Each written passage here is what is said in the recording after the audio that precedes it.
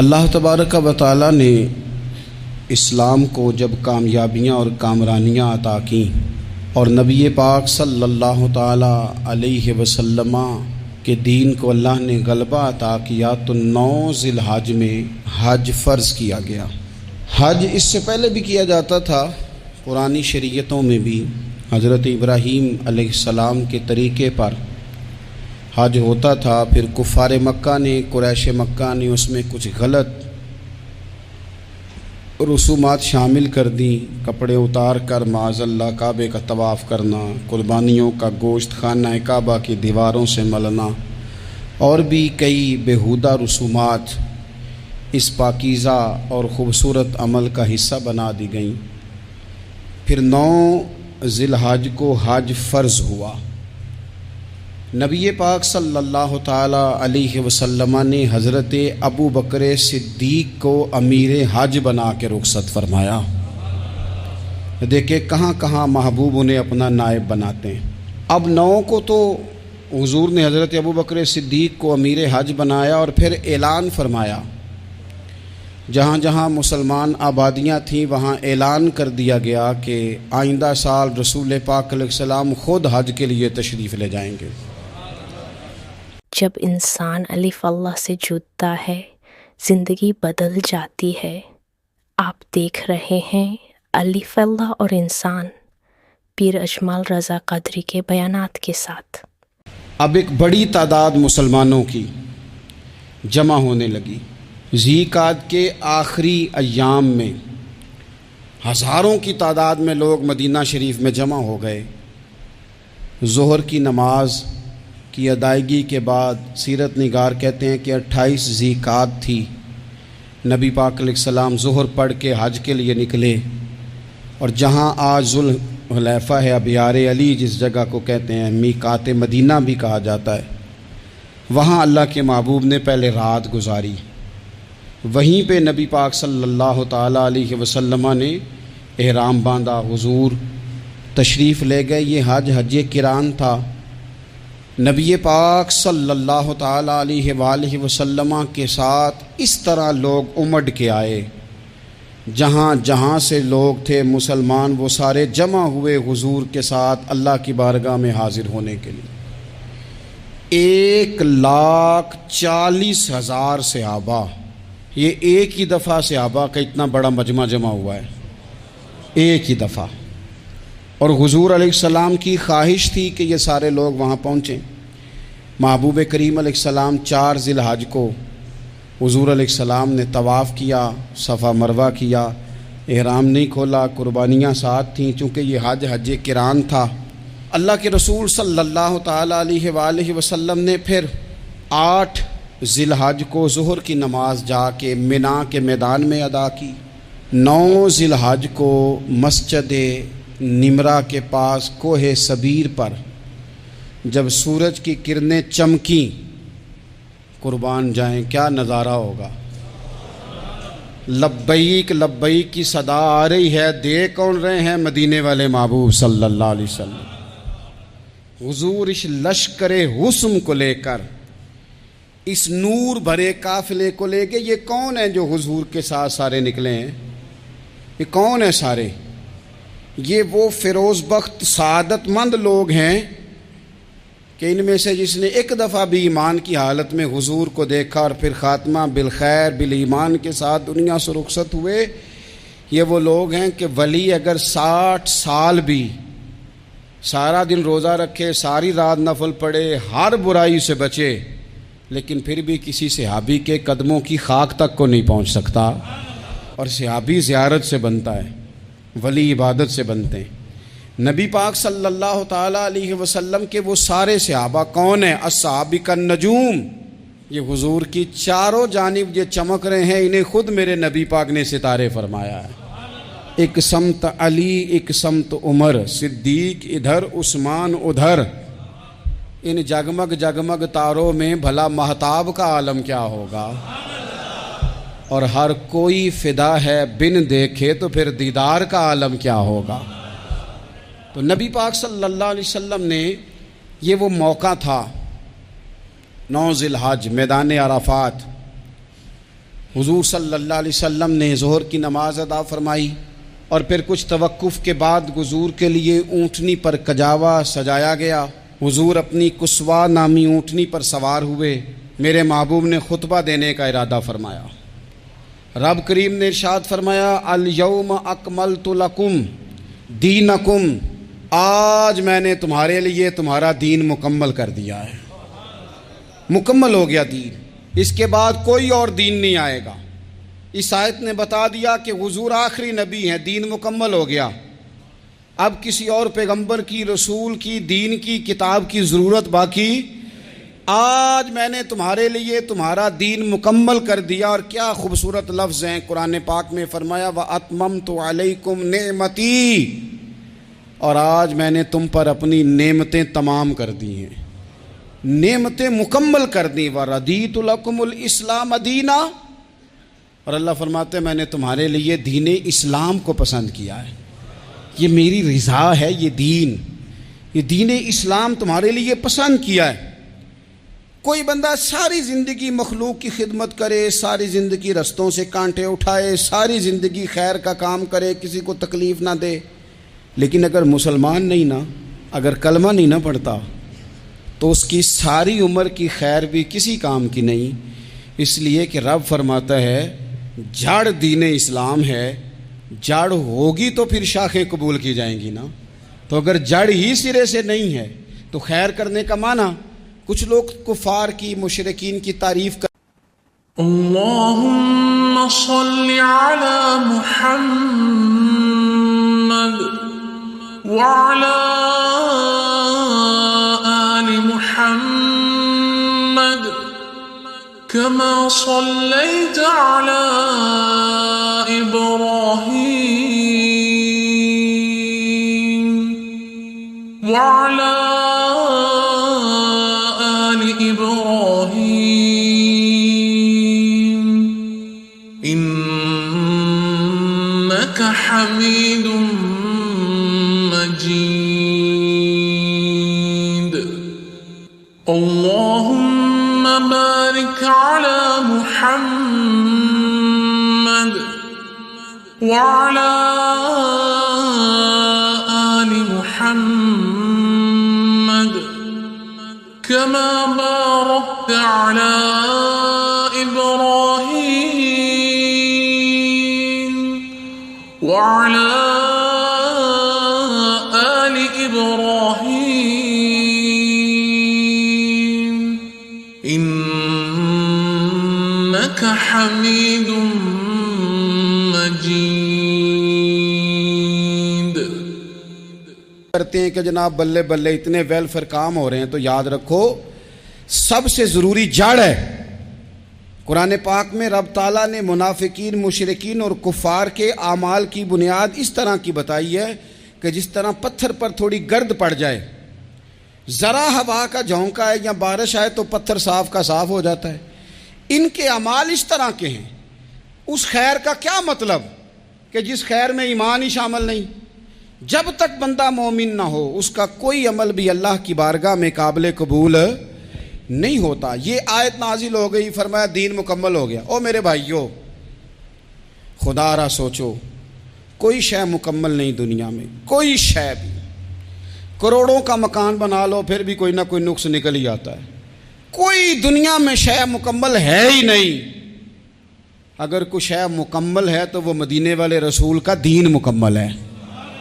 مکمل، جب ہم کہتے ہیں نا مکمل دین، تو لوگ سمجھتے ہیں تو شاید سادی سی بات ہے۔ یہ وہ والی بات ہے جو دنیا میں کہیں نہیں پائی جاتی۔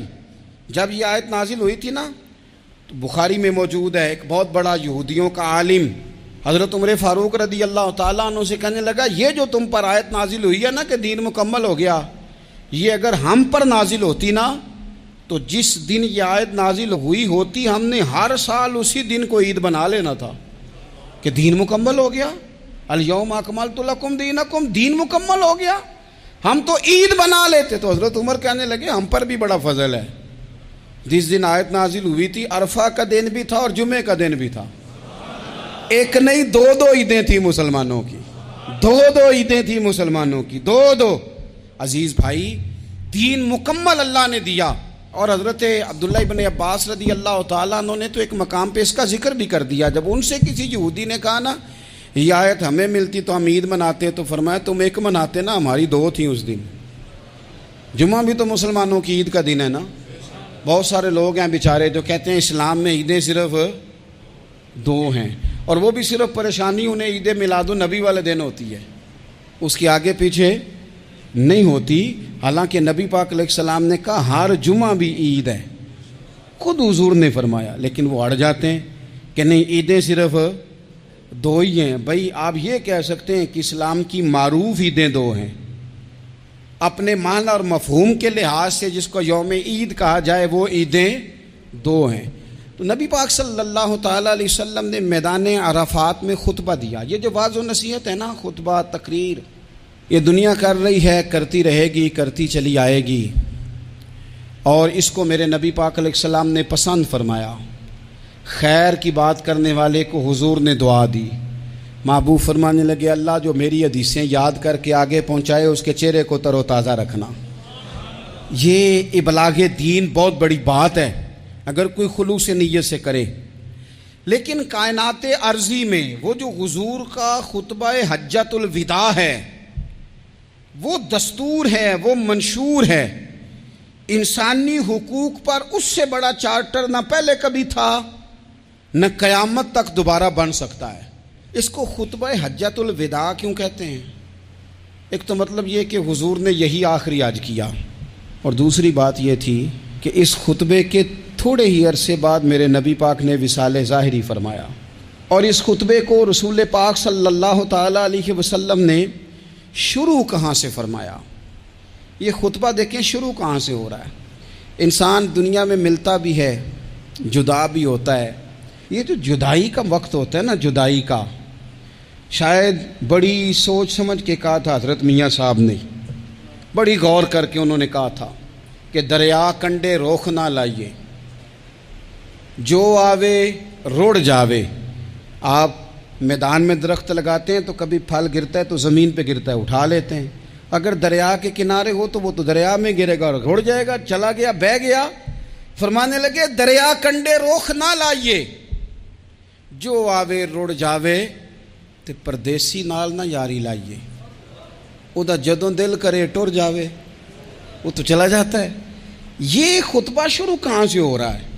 یعنی ابھی آغاز کلام ہے, بات آگے آئے گی. آغاز کلام ہے. میں کہہ چکا ہوں ولی شاید عبادت کر کے بنے, تقوی اختیار کر کے بنے. ولی اللہ کی حرام کردہ ہر شے سے اجتناب کر کے بنے. وہ جس میں شبہ ہے اس سے بھی بچے تو پھر ولی بنے. لیکن صحابی تو حضور کی زیارت سے بنتا ہے نا, نبی پاک کی زیارت سے بنتا ہے. اور صحابہ تو وہ صحابہ تھے جن کی ہر صبح عید ہوتی تھی. خدا کا قرب حاصل تھا, نبی کی دید ہوتی تھی. وہ تو اس طرح کا ماحول تھا کہ نبی پاک نے فرمایا حضرت ابو ہریرہ سے یہیں بیٹھے رہتے ہو, تھوڑا ذرا کبھی کوئی کام بھی کر لیا کرو. وقفے سے ملنے سے محبت بھی بڑھتی ہے. تو حضرت ابو ہریرہ اٹھے اور ستون کے پیچھے سے ہو کے واپس آ گئے. فرمایا آ گئے ہو؟ عرض کی حضور دل ہی نہیں لگتا تو جائیں کہاں. وہ جو حضور سے آ کے کہتے تھے نا یا رسول اللہ صلی اللہ علیہ وسلم, حضرت صوبان بن مالک, حضور نے فرمایا پریشان دکھائی دیتے ہو. کہا یا رسول اللہ ایک بات پریشان کرتی ہے. کہا وہ کیا؟ عرض کی حضور دل بے چین ہوتا ہے تو زیارت کو آ جاتا ہوں. آج ایک عجیب خیال آیا ہے, اور اس نے عجیب رنگ طبیعت میں بھر دیا ہے. فرمایا تمہیں کیا خیال آیا؟ عرض کی یا رسول اللہ صلی اللہ علیہ وسلم آج خیال آیا ہے کہ صوبان ہے تو حضور کا غلام ہے, جنت تو حضور کے صدقے ملے گی, لیکن یہ ہے کہ حضور تو ہوں گے نا نبیوں کے ساتھ, تجھے ملے گی پر ملے گی تو غلاموں کے محلے میں نا. تو دل میں خیال آیا کہ وہاں زیارت بھی ہوگی کہ نہیں. او جنت میرے کس کاری جتھے یار نظر نہ آوے, زیارت بھی ہوگی کہ نہیں. حضور کی بارگاہ میں جب حضرت صوبان نے عرض کی تو رب کریم نے فرمایا محبوب جو تیری اور تیرے رب کی اطاعت کرے نا, اولئک انعم اللہ علیہم من النبیین والصدیقین والشہداء والصالحین, فرمایا ان کو اللہ نبیوں کے, صدیقین کے, شہداء اور صالحین کے ساتھ ہی جنت میں اکٹھا فرمائے گا. وہ اکٹھے رہے. تو جن کو تو جنت میں بھی حضور کی زیارت کے بغیر چین نہیں تھا، ان کو حضور نے خطبہ حجۃ الوداع شروع کرتے وقت پہلا جملہ پتہ کیا کہا؟ حضور اونٹنی پہ ہے، احرام باندھا ہوا ہے، 1,40,000 کم و بیش غلام سامنے کھڑے، عرفات کا میدان. محبوب فرمانے لگے پہلا جملہ. جو درد والے تھے وہ تڑپ گئے، یہ سارے درد والے تھے لیکن کچھ زیادہ مزاج شناس تھے. محبوب نے پہلا جملہ کہا. حضور فرمانے لگے لوگو جس طرح آج اکٹھے ہوئے ہیں شاید اس کے بعد دوبارہ ہم اکٹھے نہ ہوں. پہلا اعلان ہی کر دیا کہ یہ تمہارے ساتھ جو آج خطبہ ہے نا، اس میں اشارہ دے دیا کہ دوبارہ نہیں جمع ہوگے، اگلا حج نہیں کرنا، بس ختم ہوئی بات. یہ آخری پہلی بات ہی حضور نے یہ بیان کی. اب وہ اتنے دل نرم ہو گئے حضور کی بات سن کے، آنکھوں میں آنسو اس طرح آ گئے، طبیعت کا ملان اتنا بڑھ گیا کہ ہر ایک کا دل کشکول بن گیا. ہر طرف سے آہیں اور سسکیاں ہیں کہ حضور کے وہ جملے یوں صحابہ لے رہے تھے جب آپ سے کوئی کہہ دے کہ بھائی یہ وقت بس آخری ملاقات کا ہے، تو پھر انہوں نے وہ تو حضور کی ہر بات ہی توجہ سے سنتے تھے، پر یہاں جو انداز بن گیا وہ انوکھا بن گیا. فرمایا شاید دوبارہ ملاقات نہ ہو. پھر میرے کریم محبوب صلی اللہ تعالی علیہ وسلم نے فرمایا جس طرح تمہارے لیے یہ شہر حرمت والا ہے، مکہ حرمت والا ہے نا، ایک نیکی کرو تو مکے میں 1,00,000 کا ثواب، حرم مکہ میں ایک گناہ کرو تو وہ بھی 1,00,000 لکھا جاتا ہے. حرمت والا ہے، بڑی عزت والا ہے. فرمایا جس طرح یہ گھر عزت والا ہے کعبہ، جس طرح یہ شہر عزت والا ہے، فرمایا جس طرح آج کا دن حرمت والا ہے. مسلمانوں میں تمہیں بتا کے جا رہا ہوں، تمہیں سمجھا رہا ہوں، اسی طرح میں نے تم سب پر ایک دوسرے کے مال اور عزت کو حرمت والا کر دیا ہے. اور صحابہ کو نا حضور نے پہلے یہ سبق پورا حضور نے پوچھا، یہ بھی ذرا کمال ہے، یہ بخاری مسلم کی حدیث ہے. حضور نے صحابہ سے پوچھا 9 ذی الحج ہے، جمعے کا دن ہے، ذی الحج کا مہینہ ہے، سب کو پتہ ہے، لیکن نا آپ جمعہ پڑھنے ہیں تو میں آپ سے کہوں کہ آج کون سا دن ہے تو آپ کہیں گے جناب جمعہ ہے، عجیب آدمی ہے، جمعہ پڑھا رہے ہو. لیکن جو صحابہ کا انداز ہے وہ اور ہے. حضور نے پوچھا آج یہ کون سا مہینہ ہے؟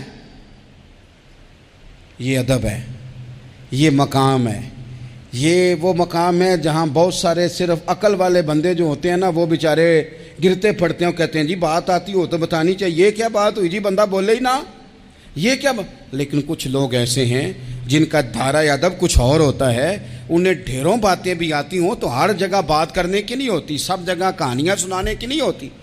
حضور نے فرمایا کون سا مہینہ ہے؟ قربان جائیں بھیا کو زبان ہو کے کہنے لگے واللہ و رسولہ عالم، اللہ جانے اللہ کا رسول جانے.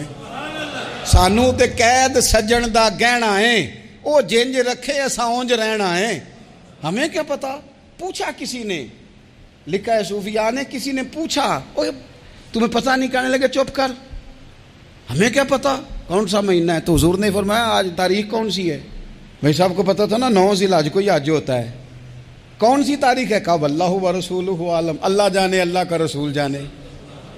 قربان جائیں. حضور نے پوچھا دن کون سا ہے؟ سب کو پتا ہے جمعہ ہے. کہنے لگے واللہ و رسولہ عالم، اللہ جانے اور اللہ کا. وہ صحابہ بتا کیوں نہیں رہے؟ تو اہل محبت کہتے ہیں صحابہ کا جواب یہ تھا ہمیں کوئی مہینوں سے غرض ہے، ہمیں کوئی دن سے غرض ہے، ہمیں کوئی تاریخ سے غرض ہے. حاجیو آؤ شہنشاہ کا روزہ دیکھو، کعبہ تو دیکھ چکے، کعبے کا بھی کعبہ دیکھو. ہمیں تو محبوب سے غرض ہے. مہینہ تھا ذی الحج کا، اگر حضور کہہ دیتے ذی الحج نہیں ذی قعدہ ہے تو ہم نے ذی قعدہ ہی بنا لینا تھا.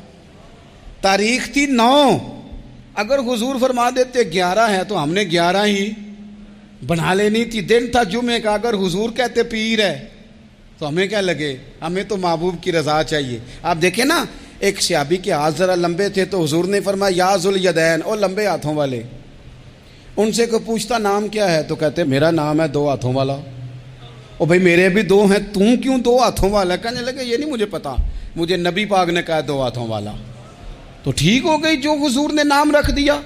تو حضور سید عالم نے پوچھا، پھر حضور نے حرمت یاد کرائی. فرمایا یاد رکھو یہ دن بھی بڑی عزت والا ہے، جمعے کا ہے، یہ مہینہ بھی بڑی حرمت والا ہے، ذی الحج کا ہے، یہ تاریخ بھی بڑی حرمت والی ہے، لیکن فرمایا جس طرح اس دن کی، اس شہر کی، اس مہینے کی تم نے عزت کرنی ہے، اسی طرح ایک دوسرے کے مال کا، ایک دوسرے کی عزت کا تم نے پاس کرنا۔ مسلمان بھائیوں، خدا را یہ حضور کہہ رہے ہیں یار، نبی پاک نے کعبہ کے سامنے کھڑے ہو کے فرمایا بیت اللہ تیری بڑی شان ہے، تیرا بڑا مرتبہ ہے، لیکن فرمایا میرے مومن کی عزت رب کی نظر میں کعبے سے بھی زیادہ ہے۔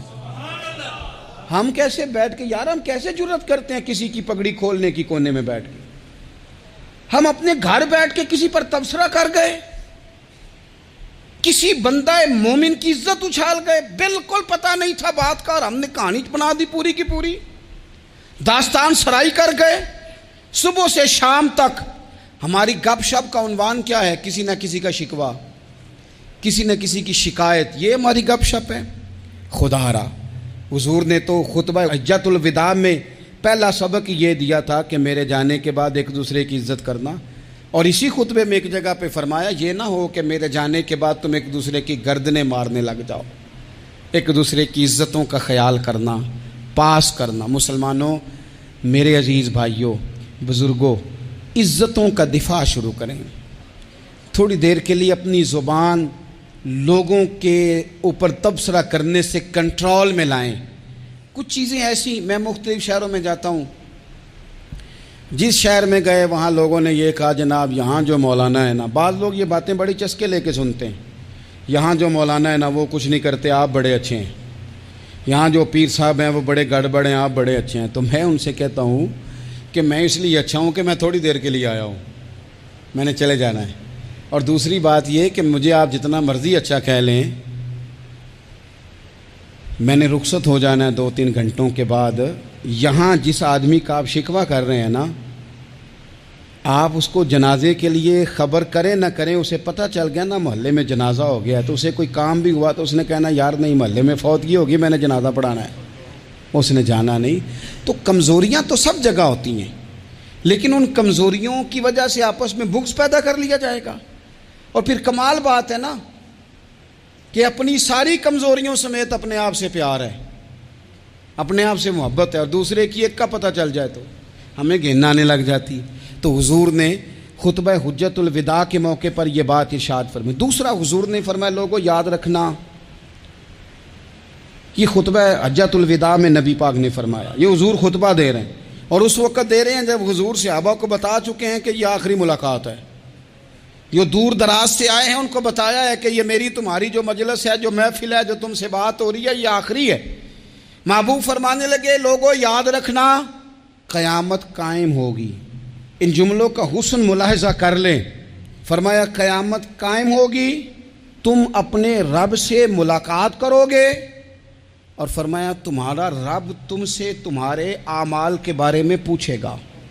یہ خطبہ حجۃ الوداع میں کریم نے فرمایا، صبح تم اٹھے کیا عمل کیا، اللہ پوچھے گا، کسی سے ملاقات ہوئی، طرز کیا تھی، سوچ کیا تھی، اللہ پوچھے گا، لین دین میں کیا معاملات تھے، تمہارے اعمال کے، اللہ سے ملاقات ہوگی، وہ کھڑا کر کے پوچھے گا۔ اور حدیث میں کئی جگہ پہ حضور نے فرمایا وہ تم سے سوال کرے گا، تمہیں جواب دینا ہے۔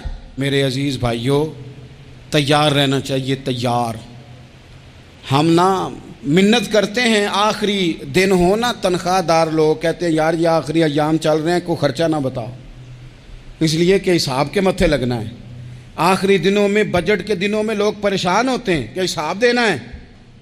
جب رب سے ملاقات کریں گے اور وہ حساب مانگے گا، کتنا مشکل کام ہے۔ اور ایک مقام پہ حضور نے فرمایا جس سے اللہ نے حساب مانگا وہ تو الجھ گیا، دعا کرو وہ حساب مانگے ہی نہ، بے حساب ہی بخشش فرما دے۔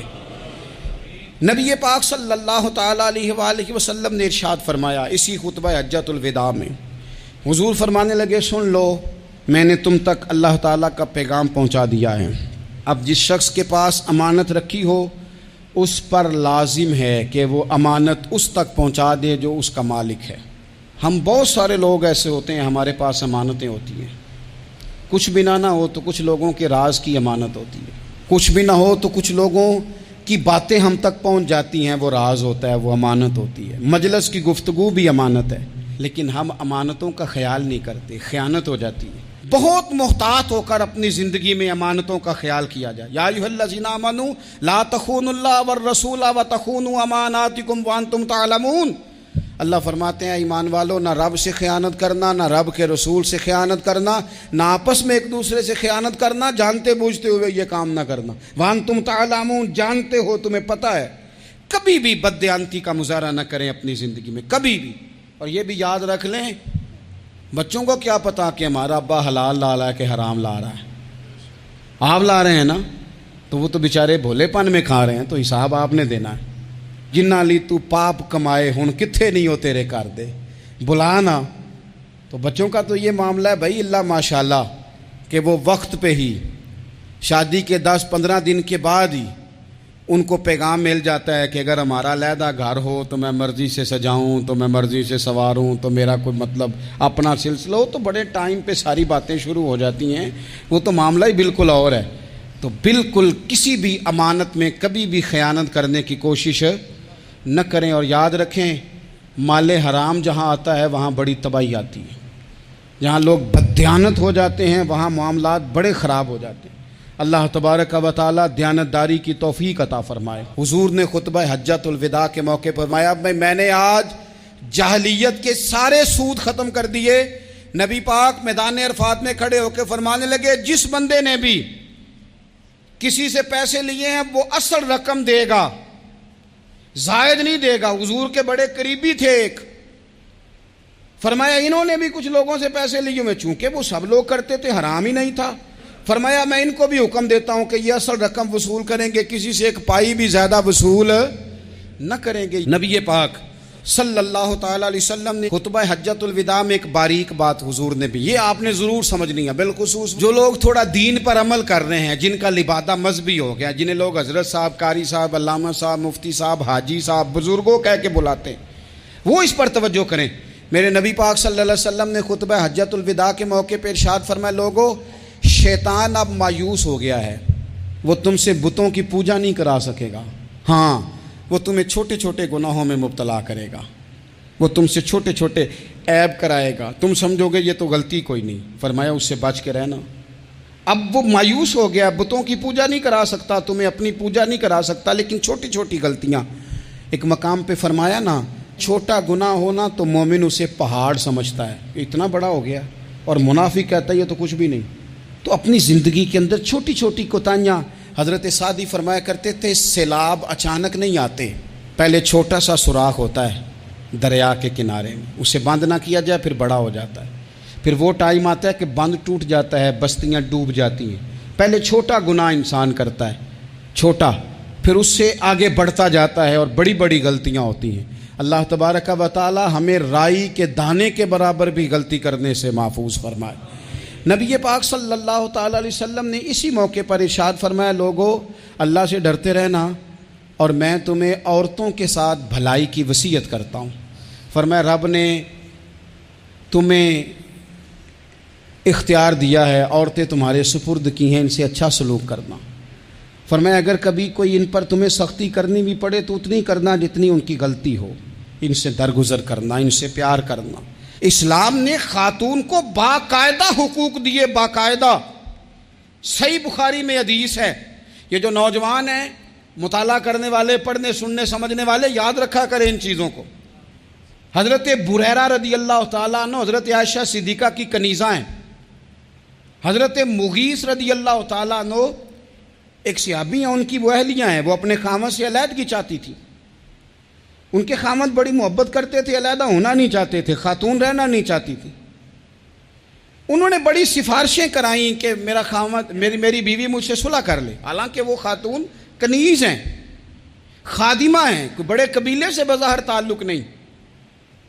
بالآخر انہوں نے گزارش کی، سیدہ عائشہ صدیقہ رضی اللہ تعالیٰ عنہ سے کہا، کچھ اور ذرائع اختیار کیے۔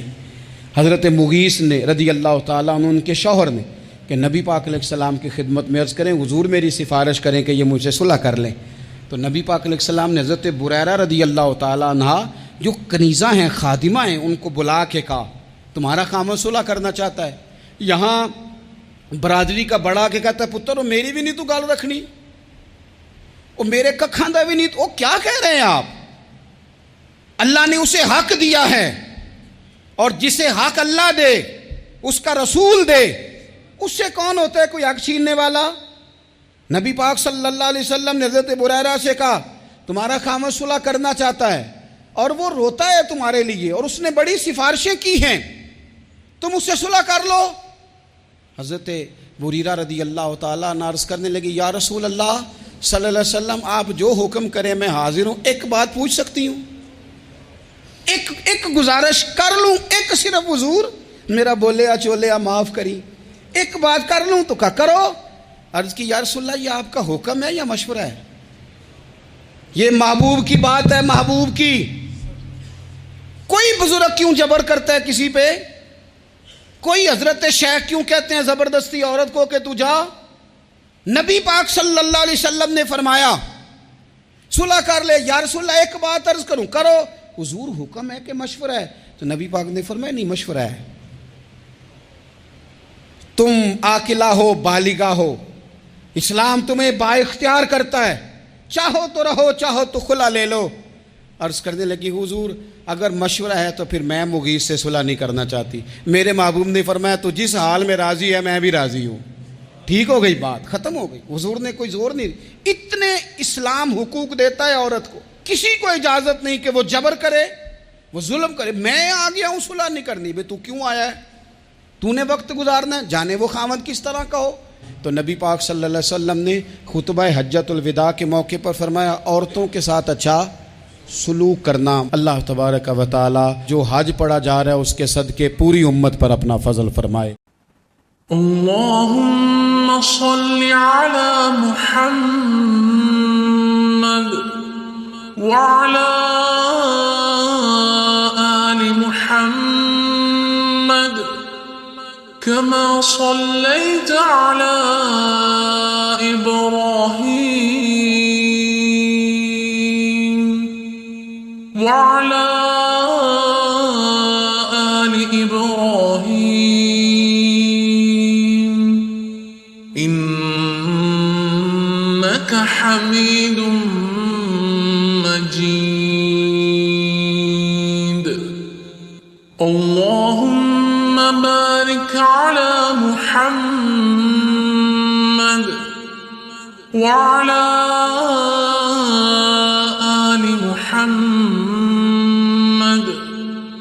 كما باركت على إبراهيم